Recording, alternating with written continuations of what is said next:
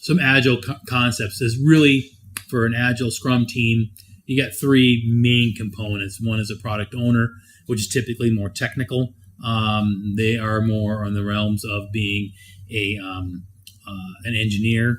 They're the voice of the customer, and they can and they're really the ones who keep track of the backlogs and do a lot of the traditional PM paperwork types of things. Scrum Master, you're really there to facilitate. Your job is to facilitate, help remove obstacles, make sure that things are happening. A lot of times, at least in my Scrum team, I did provide a lot more leadership because I am a PM and I can't just sit there. I think most of you would be like me, having a little bit of problem, just letting things kind of fly. So a little bit of leadership, but you really don't have a defined role as a leader. You just kind of step up and provide the bumps to get people moving in the right direction. Then you have your team members. They could be SQL engineers. They could be programmers.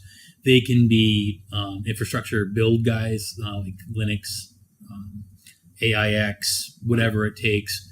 We have some scripting folks that do some performance testing as part of the Scrum team, disaster recovery engineers. All of them can be part of the Scrum team.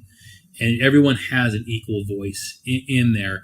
And the idea behind the Scrum team really is to have self-forming teams. There's no right or wrong way to do things other than making sure you keep the proper cadences that are required for Agile, which is really having daily scrums, having your different meetings that you need to have. They're called ceremonies, like retrospectives and so forth. You're responsible for that as a Scrum Master to make sure those things happen. But for the most part, the team is self-forming and it's self-leading. The team members really get a lot of the pieces together. They make sure they get the work done.